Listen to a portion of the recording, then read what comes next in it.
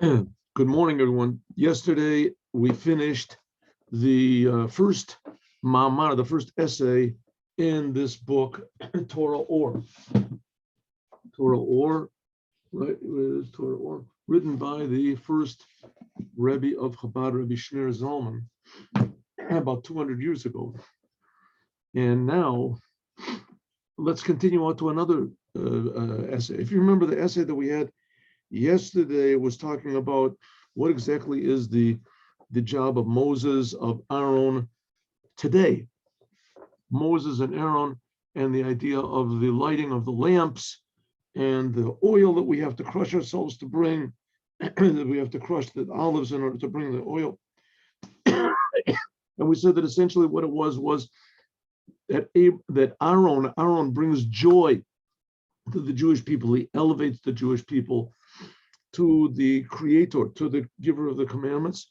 And then his job is to bring down inspiration through the Torah, through us saying the letters of the Torah.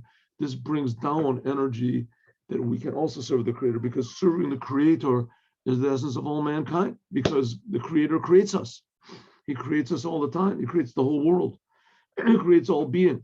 And he gives us the biggest gift of all, and that is free will.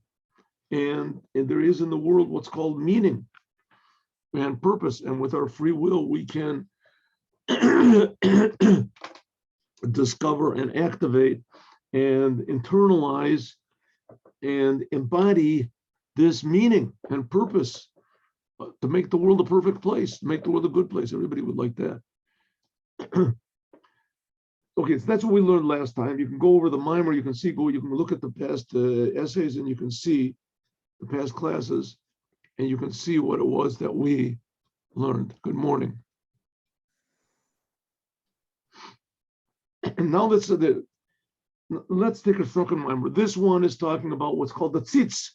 TZITZ was a piece of gold, a plate of gold that was on the forehead of the high priest, and it had the threads that attached it behind his head, and he wore it all the time that he was in the holy temple.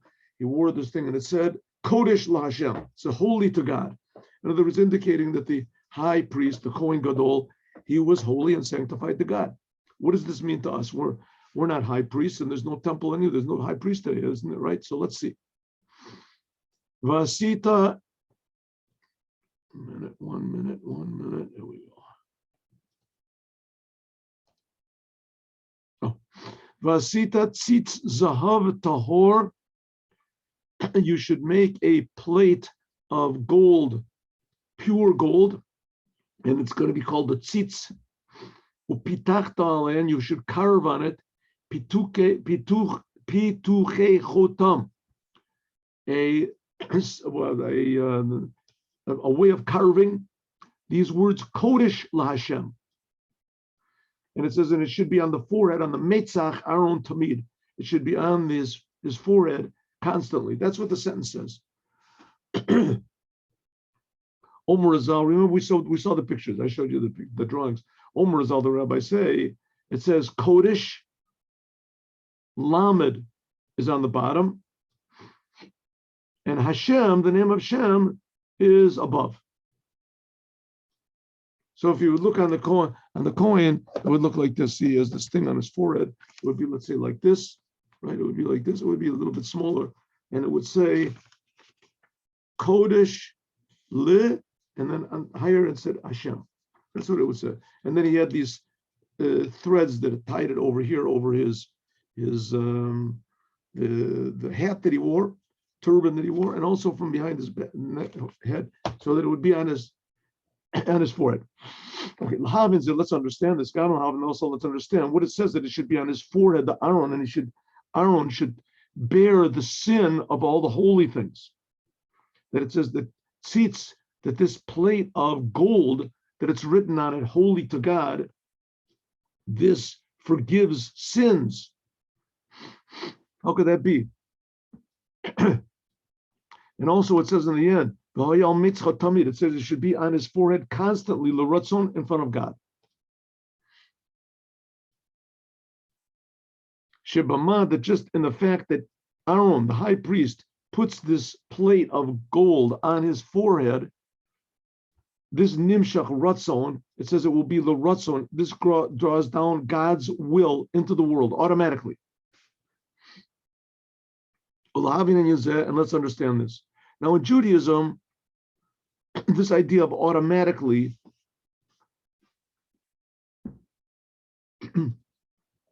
is not a very successful idea, even though it happens. Automatically, it's like when God took the Jews out of Egypt, right? He did everything, but it didn't come out so good. God took the Jews out of Egypt and he made these miracles and he gave them the Torah. He did everything. If God does everything, if everything is automatic, then the results are not desirable because God wants us to do it on our own. He'll give us inspiration. He gives us ability. He gives us. He creates us. But nevertheless, he does all this. He creates us constantly. We're really nothing. We really have nothing. But nevertheless, he's creating us. How this works, I don't know. It's an amazing miracle. But that's the fact. And even more, God wants us to make our own decisions, and he wants us to fight our own battles, and he wants us to serve him. That's what he wants. And when we do, God's happy. That's the whole message of the Torah. The whole message of the Torah is that God did everything. He gave us this book in order that we should use it to serve him.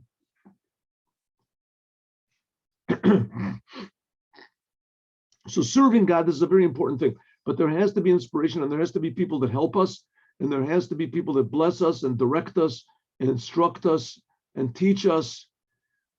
And God is always willing to forgive us, but we have to do it.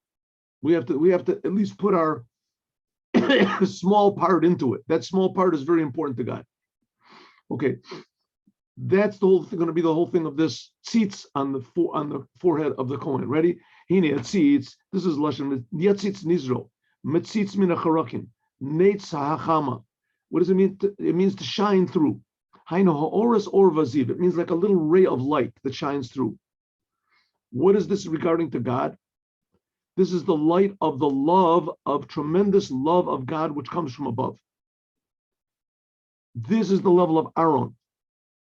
Like it says, Zaken Aaron, it says in the Psalms, in one of the Shir Hamalot, the what is it? Maybe Psalm, what is it, 135 or something? I have to look and see.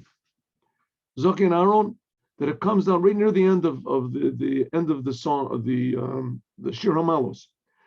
It says that the beard of Aaron, that it comes on Mirotov, that the oil that flows down onto his garments on Aaron, that's Aaron. Aaron is one of the 7 shepherds of the Jewish people that give the Jewish people a glimpse, a little ray, like a tzitz, a ray of the light of the infinite God. And Aaron, he's the one that draws down a ray of God, which inspires in every single Jew, ahava rabbah, tremendous love for God. Right? Let's say that somebody could give you, let's say you have a person that's deaf and he's never been to school, and they have a special pill a person can take, and he goes into a concert, a beautiful concert, everybody's crying, and he has absolutely no idea what's going on. He doesn't hear anything. And there's other people, there's the janitor that he hears, he doesn't understand anything, doesn't appreciate it. And they give this person a pill, and all of a sudden his ears open up and his appreciation opens up, and he hears this amazing, beautiful music, and he just is astounded by the sheer harmony and how do you say, exquisite sweetness of this music. So what's going on over there? The music is there, and it's there, and he just doesn't hear it and he doesn't appreciate it. But he takes this pill and he hears it and appreciates it. Well, that's what Aaron is. Aaron is giving the Jewish people the ability to perceive and to appreciate God.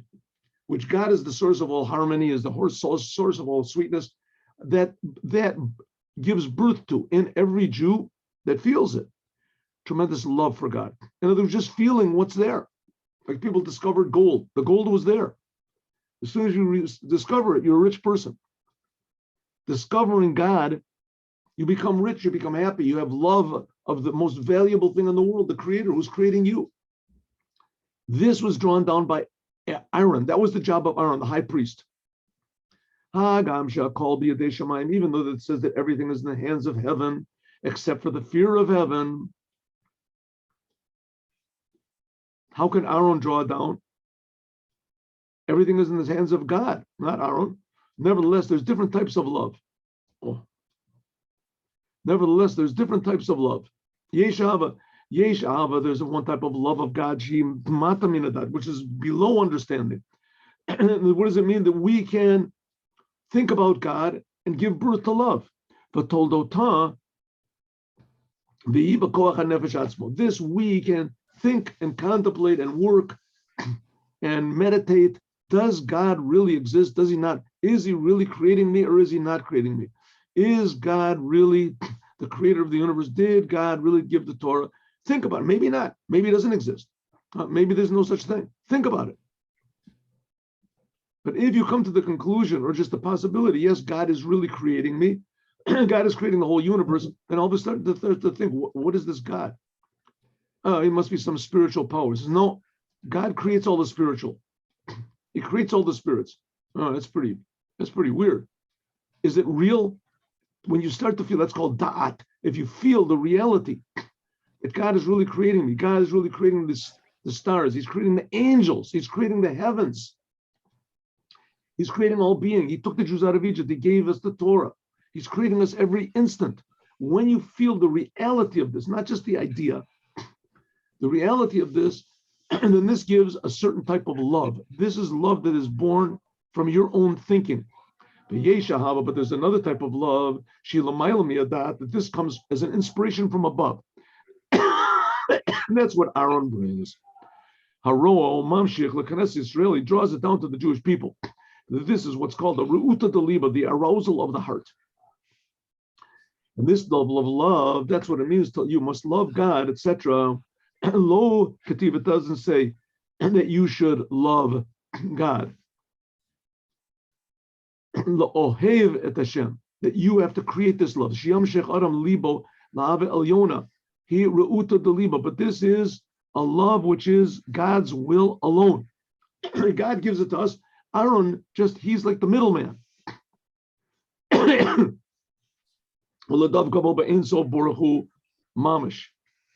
is the middleman. He's the one that draws down this tremendous love to us. So let's say this is the example of a person that he, the difference between a person that let's say he goes to university, he appreciates music, he thinks about it, and he understands, from his understanding, he comes to understand that, this symphony is really something really very special. Or a person that really feels in his heart, he happens to be all of a sudden he takes this pill and he becomes a big genius in music, and he hears the music and he's just swooning, just amazing. The first type of love of, let's say, music, or in our case, the love of God, is that you give birth to it yourself. You think about it, and you're more reacting to your own idea and your realization of that there is such a thing than the actual fact itself.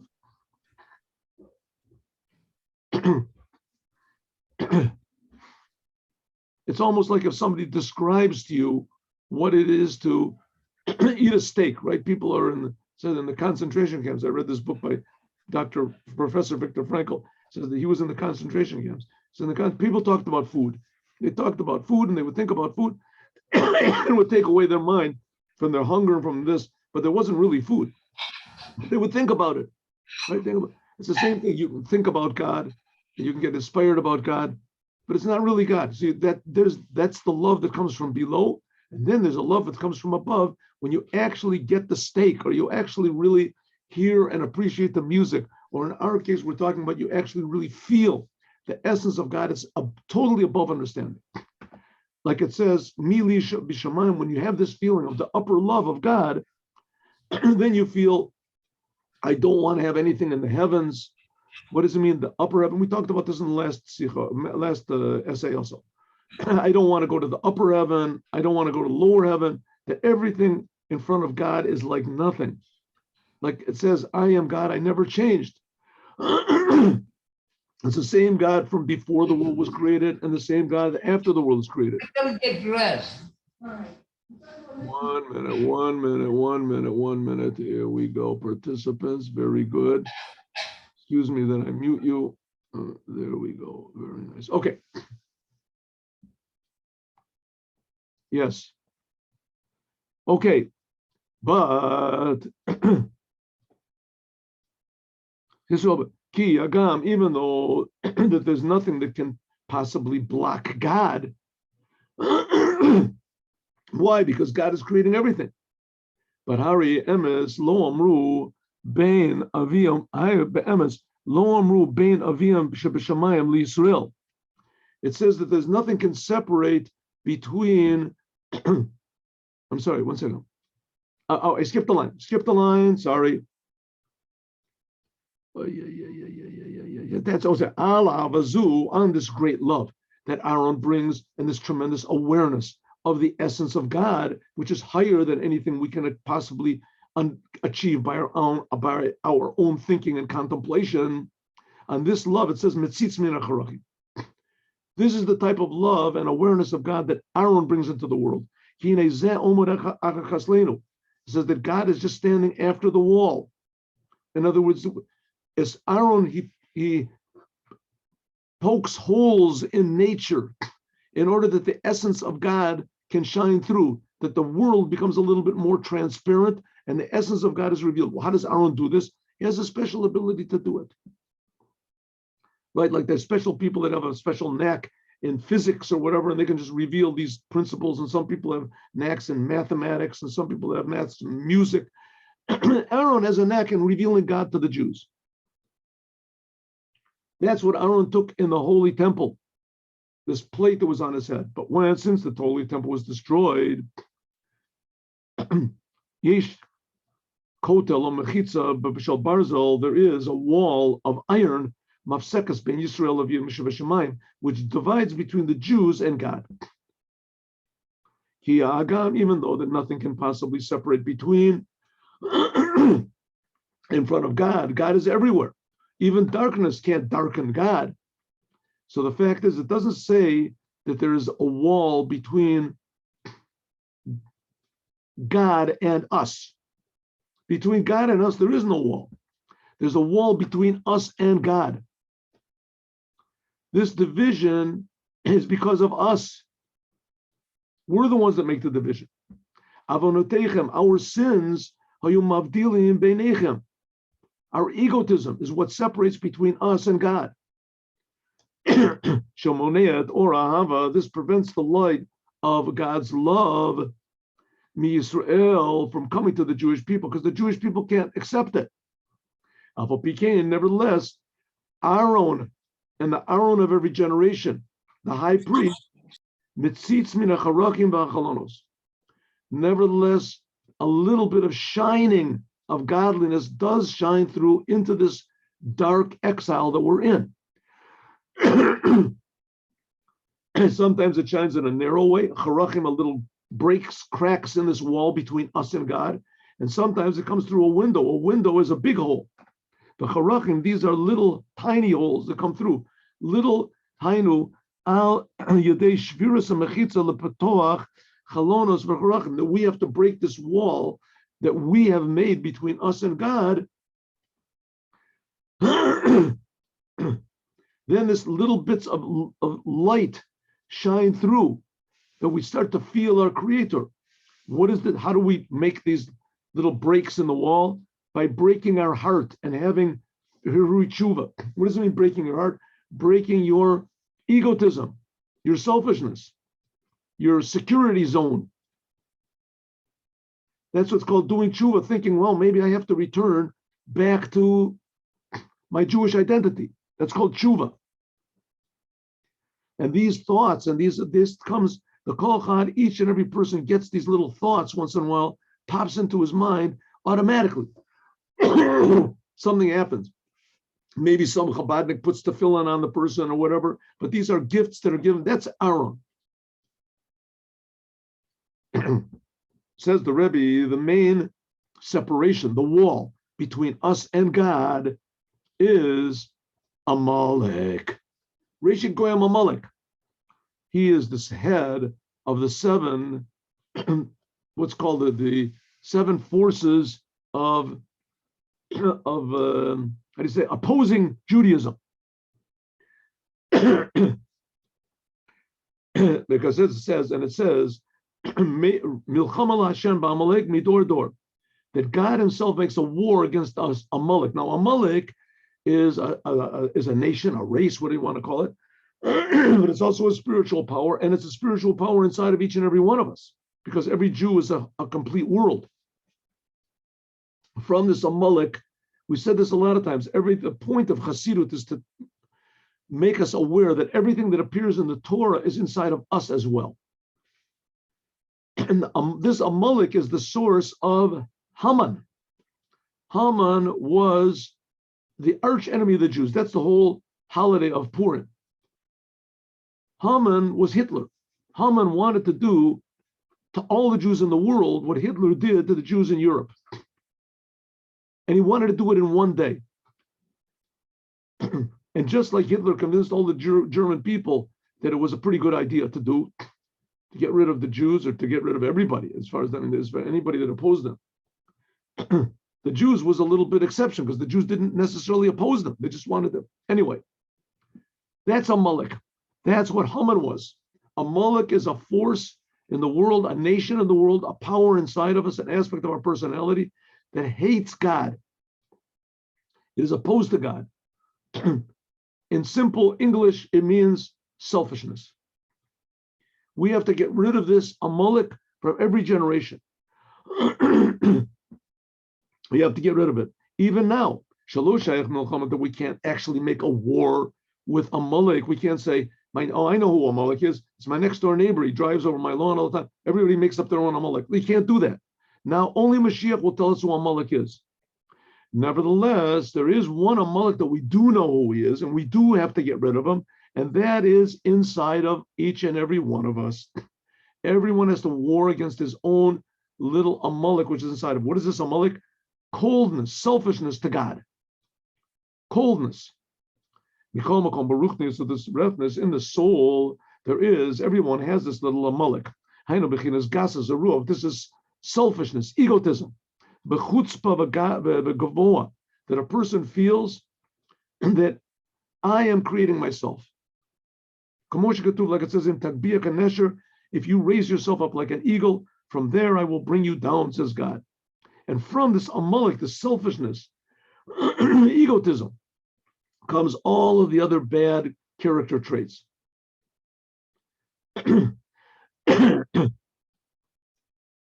Mibayas, the penimis and nefesh, inside of the essence of the soul is this gasos halev, this super egotism, the nitzchonot, and how do you say, jealousy, the superiority, feeling superior to everyone, and etc.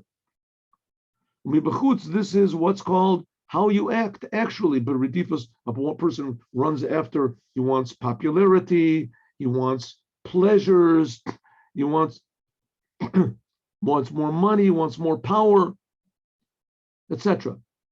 But that's just the external manifestation of this Amalek. The essence of Amalek is I am against God. There is no God, or there is God and I'm against him. I can do what I want. God's not going to stop me. That was Haman. So it says, from this Amalek come all of the bad character traits that there are in the world, right? Aggression and depression and addictions and confusion. That was Amalek in the time of Moses. Shar Yisrael, the Jewish people, they didn't come to make a war against Amalek. As soon as the Jews got out of Egypt, they crossed the sea. All of a sudden came Amalek. The Jews didn't even have any thought. They didn't think he was an enemy. Rakhu Batzmo, he himself, Amelek, came on his own and he made a war against the Jews. For no reason. Why? Because of the greatness of the Jewish people and the miracles that were done for them. So it is in every single Jew. Every single Jew has a little Amelek inside of him. That a Jew, this is also in non-Jews, but let's just take the Jewish people because that's what we're talking about. There's people, you can't stand anyone who's greater than you. Beinei Elokim Vadam. Right, there used to be this great Jewish performer, not important his name, great, tremendously popular. It was in the 30s, whatever, 40s, and he was amazing. Everybody wanted him. But if there was any other act that appeared before him and got applause, he couldn't stand it. He couldn't stand to hear anybody else get applause. That's super egotism. A person, he can never be humble. The opposite of humility. Therefore, he's always praising himself, and he's always trying to make himself look attractive so he can attract attention or power or whatever he is. This is the aspect of Amelek. It says that he covers over, case Yudke, then he covers over God's name, Yudke.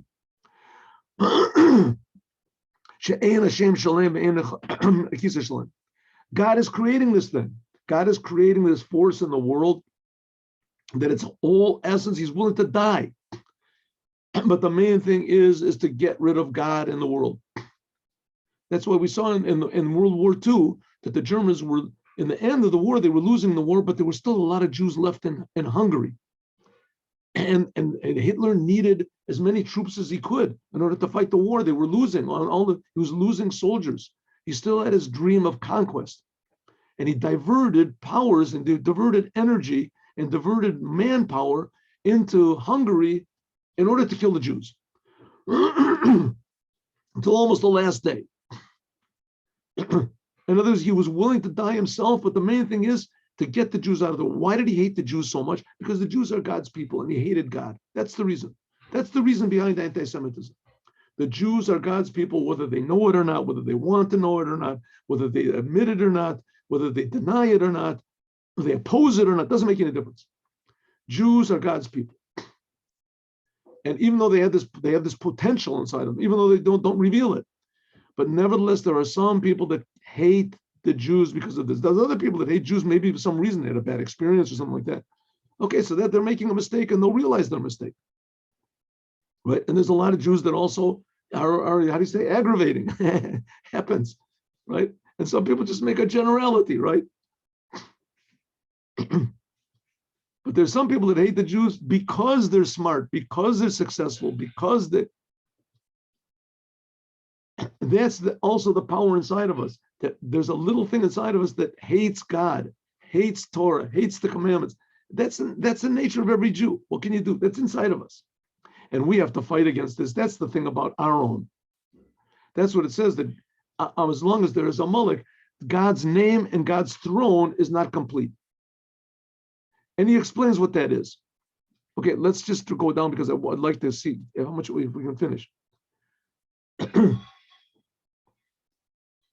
Lokach, therefore, Hutzrich Lios, there has to be, in order for a person to extract himself, to free himself from this Amelek, as first of all, there has to be tzimtzum. A person has to, first of all, contract himself, limit himself, not listen to the little Amelek inside of him.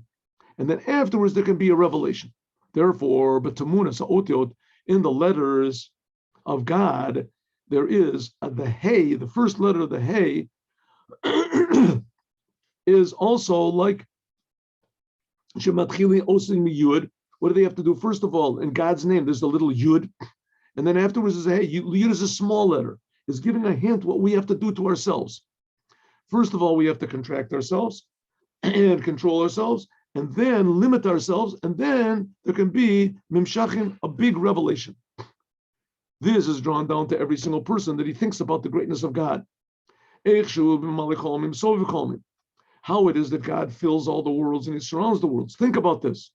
Then you'll start to contract yourself, and God will, so to speak, contract himself, He'll make himself accessible. And then after that, the letter Hey. Hey is a big letter. It'll be revealed. First of all, a person has to contract himself and start to think how it is that God fills the worlds, how it is that God surrounds the worlds. And all of this is just a contraction of God, because nothing is compared to God. And from then, all of a sudden, there will be love. A person will come to love God and to cling to him. That is the worst thing that can happen to Amelek. Amelek wants to prevent this love. Amelek is selfishness. Love only yourself. Don't love God. Egotism, haughtiness.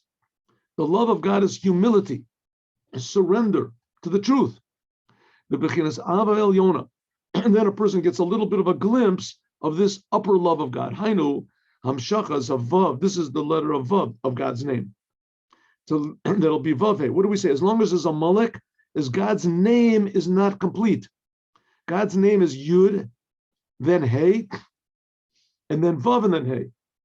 The Yud is how God contracts himself. That's the essence, so to speak. The Hey of God is how God reveals himself, but only in the upper worlds. Then Amelek doesn't mind that. Amelek minds that it comes down to us. That's the letter Vav Hey, that it comes down into our emotions. Amelek, he covers over this Yud and Hey.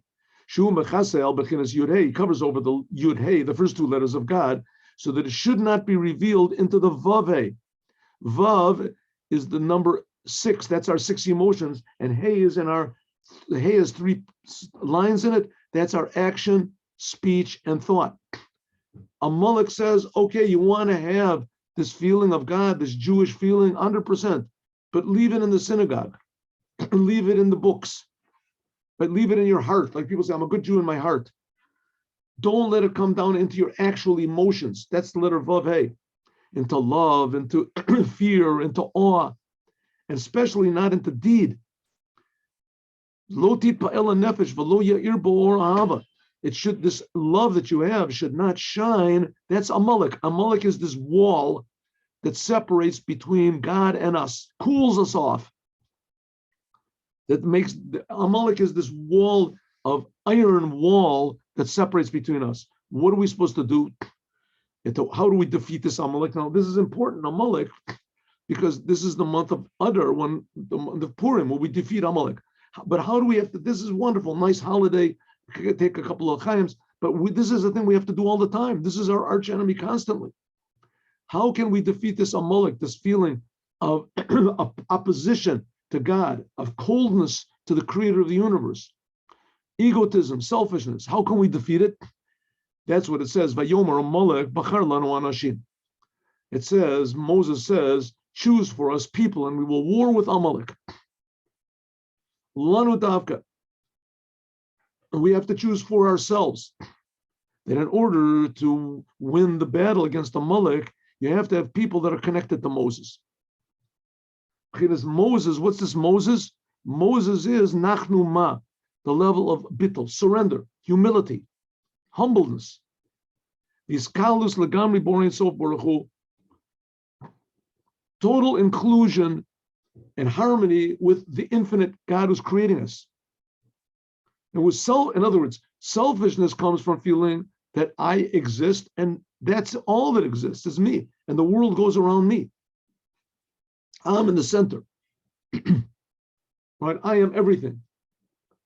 And Judaism says God is everything. God is the center, but God is creating me. In God's eyes, I am very important. But it has to be looking at things from God's eyes, not looking at that I'm very important from my eyes. That's Amelek. They call the Torah, the whole entire Torah is called the Torah of Moshe, the Torah Tzivalon of Moshe. Namely, that all of the ways of the Torah in service of God should be according to Moses. Like the rabbis say, call a Omer, ein li elo Torah, afilu Torah ein lo. A Jew that says, okay, I'm going to learn Torah, and that's it. I don't want to have anything to do with any other people. I'm going to save myself. Torah says you missed the whole point. Even Torah you don't have. You have to be Torah. There has to be the Torah of Moses, Moshe. The whole thing of Moses, which says that Moses was the most humble person in the world. Moses was totally surrendered every instant of his life to God. What happens to a person when he's totally surrendered to God?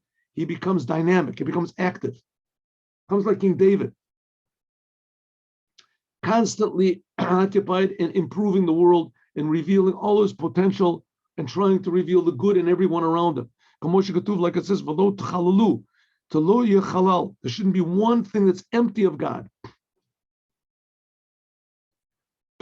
Like it says that egotism, selfishness, pushes away the feet of God's Shekhinah. Like it says, Moses was the one that takes away the separation between the Yud Hey and the Vav Hey, to reveal God in everybody's soul. Who mamish beli shum shinoi, the kamoshoya, God is unchangeable, just like he was before the world is created, so it is now. But nevertheless, that God is everywhere. God is creating us, but the world hides it. So how can we break through? That's the letter. That's the thing of working at the Torah. And that's going to be these letters that are on this golden plate. That's the letters of the Torah. By saying the words of the Torah,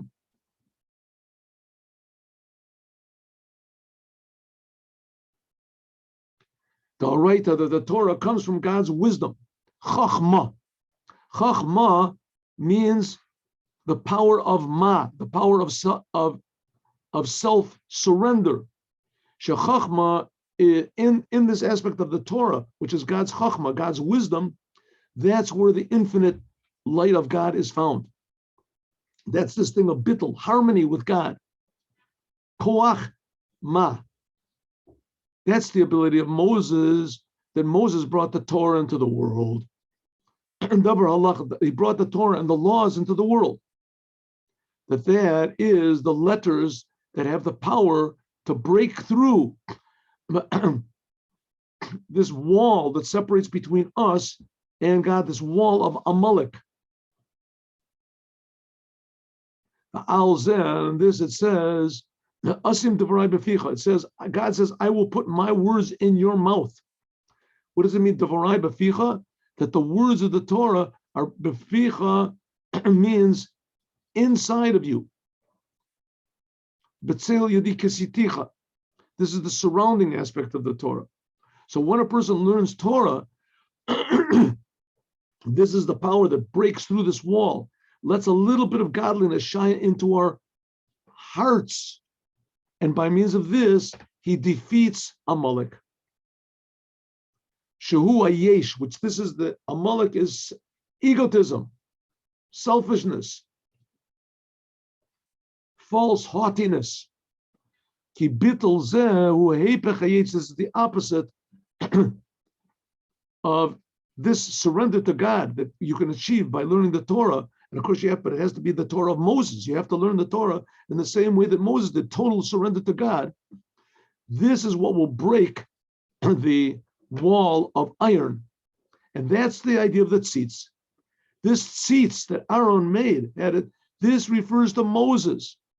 Moses, who made this TZITZ? Moses made it. Aaron wore it, but Moses made it.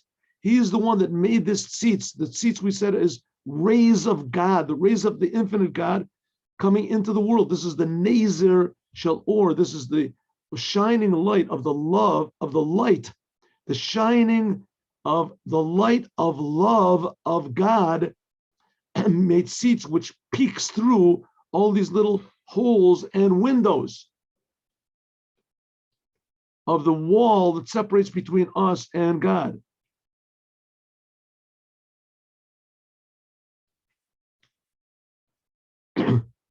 And this TZITZ is made of gold. Why is it made of gold? Because gold is the advantage of gold over silver. Gold is also represents a higher type of surrender to God, total surrender to the creator of the universe. It's called the upper fear. Both of them are true. The letters that are written on this TZITZ, that is love of God, shining the awareness of the infinite creator to us. but the tzitz itself, the gold, that's the fear of God. And both of them, it says, really come out to be two types of love. Like it says, Leah Kesef Leah Zav.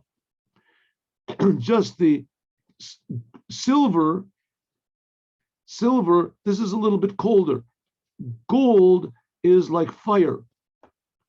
So the fact that it's gold can also mean fear, but also is like fire. Love, which is like fire to God. Okay, so what's the Rebbe saying over here? Everybody has this inside of him. Of course, the Moses of our generation, that's the Rebbe. And we're reading these words of the Torah. This is the words of Chassidut. This is the words of God that are carved out on this TZITZ, on this golden plate. The golden plate, that's love of God. And that's going to be what breaks through this wall of selfishness, which separates between us and God, the Amelek that wants to destroy the Jewish people. Our hope is this TZITZ, this plate of pure love, and the letters of the Torah that are carved onto it that Moses made inside of our soul that can awaken us to the goodness and the closeness of God. That's what's going to defeat Amalek, and that's the joy also of Purim. That was the purpose of the Holy Temple, to make this love available and give us a chance to return this love to God by serving the creator of the universe. That's why Moshiach is going to build the third temple. All right, ready? Here is the Hayom Yom. Very good. Sorry, got the wrong thing here. Don't pay attention to the pictures. Yom, here it is. Very good. It's not there. All right, let's get rid of this here. Try it one more time, all right?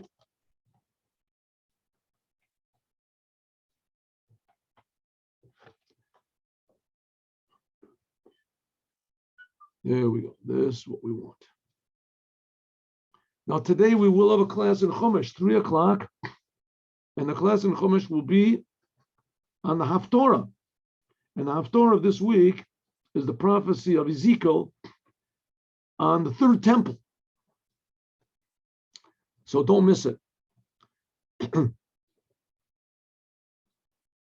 Hayom Yom. When someone walks on the street and he thinks words of the Mishnah or the Tanya, or he sits in his store with a Chumash or a Tehillim, says that is more valued today than it was when the streets were bright with the light of the Torah in the time of the first temple or the second temple. We must not go into the streets empty-handed. We have to have some Torah memorized to take with us into the streets or wherever we are. Even if you just say Ashrei Yoshvei V'Techa, saying words of Torah purifies the whole world. Have a good day with Moshiach Now. Hope to see you at 3 o'clock. Oh, 1 second. No, I'm making a mistake. No. We're learning now the Devar Malchut. I'm sorry, I got confused. We're learning the Devar Malchut. Okay, next class.